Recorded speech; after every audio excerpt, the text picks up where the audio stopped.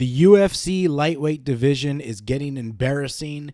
It is now the Diva division of the UFC. It's full of crybabies. We're going to go over the different fighters who are personally annoying me. We're going to talk about what they're saying and just the constant ducking from all of them, because this is not just limited to one fighter. These are several fighters who are doing this, who are ranked in the top five, including the champion and some of the top contenders. Now, I know I'm going to keep it short, and I'm going to keep this rant short because you've seen this video all around YouTube. You've already seen this video because, just like me, a bunch of other MMA fans, MMA content creators are done and sick and tired of this shit. We want to see good fights. We want to see the best fight the best. We don't want champions saying they're going to vacate the belt because they're going to take on the number one contender. Are you kidding me? Anyway, let's start with the first quote up here. Let's start with Ilya and Arman. I'm never going to give him a chance to fight for the title. I will be like, listen, if that's the case, take my belt. I don't do it. So that's what Ilia Topuria has to say. Ilia Topuria gets to fight one guy who isn't over the age of 30, and he pussies out. He doesn't want to fight him. It's embarrassing, really. As someone who likes watching Ilia fight, who even calls myself a fan, it is really embarrassing. This is embarrassing. Arman would respond by saying, imagine calling yourself a champion, but you're already looking for a way out. You can vacate it, or I'll take it. Either way, it's mine. So, Arman kind of cooked. He did. But Arman is not innocent of his own ducking and his own, crybaby shit. Although Arman is the one I'm least upset with, he still nonetheless is doing it. As we see. All right, so Arman Tsarukyan, this was from 2 months ago. This is May. It's July now.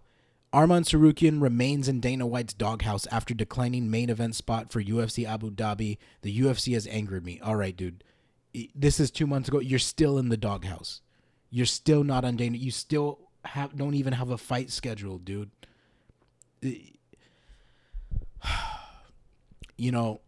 As someone who just wants to see the best of the best fight, Arman, great win streak. In fact, the fight, I don't think he lost to Mateus Gamrot, in my opinion.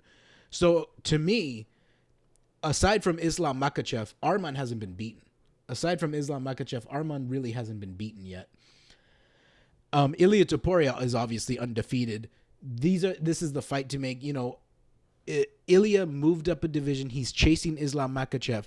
This beating Arman Tsarukyan is literally what Islam Makhachev was meant to do, what he was going to do before leaving the division. You can literally have that great win as an accolade on your resume that Islam Makhachev couldn't because of him pulling out of the fight, because of, the UFC 311 pullout, which we're going to get to that too.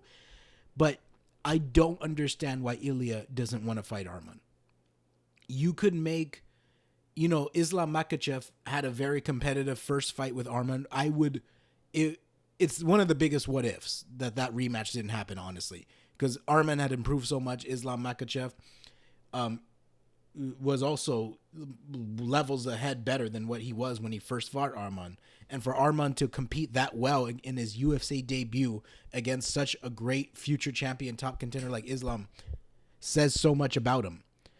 Anyway, yeah, Arman Tsarukyan, here's another quote. So this is right after the UFC 311 pullout. I agree with Dana White. Once my back heals, I'll be ready to prove I'm the true number one contender by taking on anyone they put in front of me. And then at Charles, he said he wanted to fight Charles for 5 rounds. I think that's not a bad fight, but nonetheless, he's going back on his word. All right.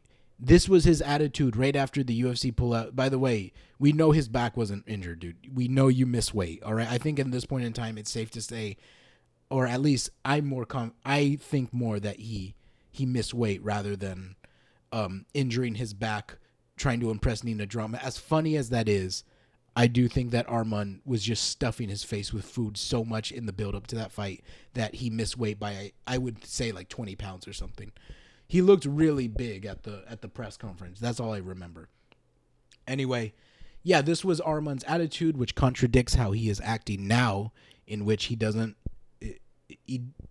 accept a main event spot again in Abu Dhabi against Mateus Gamrot. It would have been a great rematch. The first fight was close, even though I think Arman won that first fight. He's gotten better since then.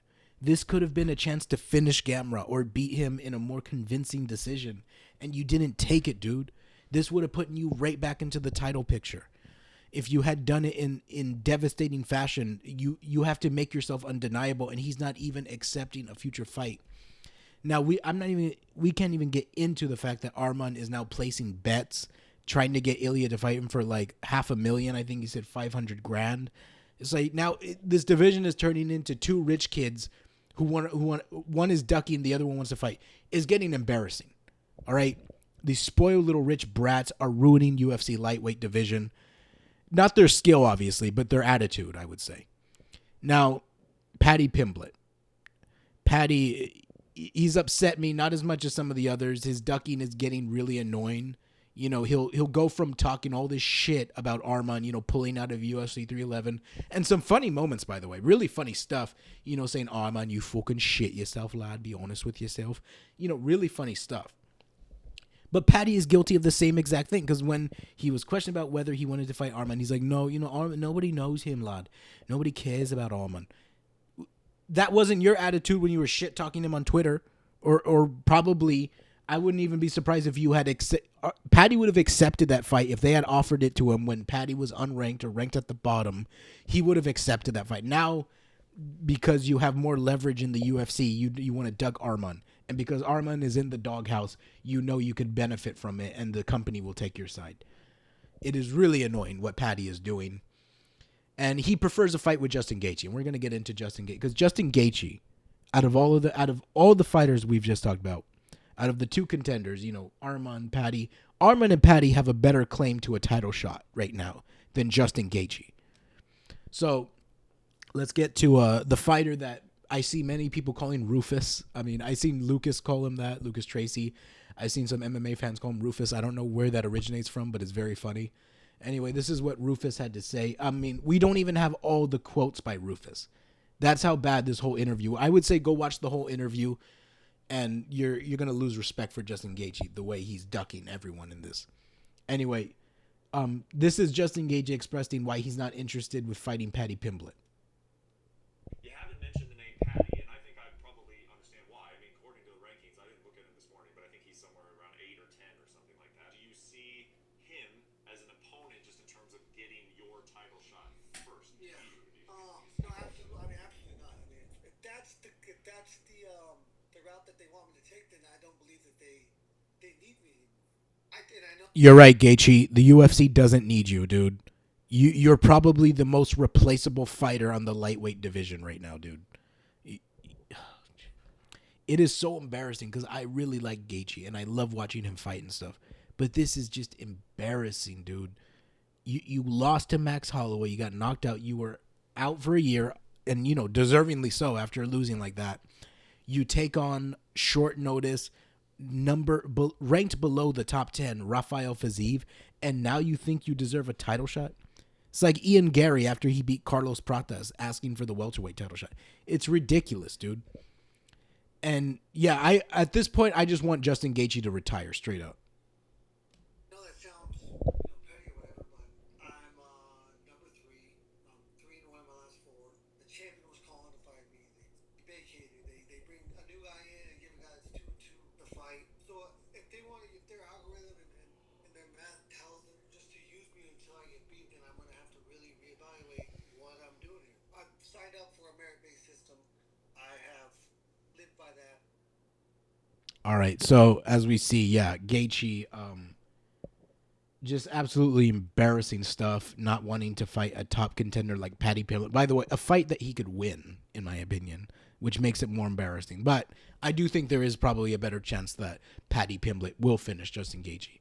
Now, what's annoying is, like, you know, he'll complain about Paddy Pimblett, you know, they'll complain about Paddy potentially getting a title shot off of a win for Michael Chandler, but Paddy was able to finish Michael Chandler. Justin Gaethje went the distance with Michael Chandler when he could have finished that fight. So he even beat your opponents in more devastating fashion than you. And the second thing is, yeah, you're 3-1, but you're 0-2 in title shots, dude. How many times you're like Dustin Poirier now? How many times do we need to see you get choked out in a title shot? We don't need to see you get choked out in another title fight, Justin. All right, you're gonna be like Dustin and go 0-3 in title shots. I swear. Anyway, thank you guys for watching. Please like and subscribe. Let me know what you guys think about this entire situation. Thank you for watching.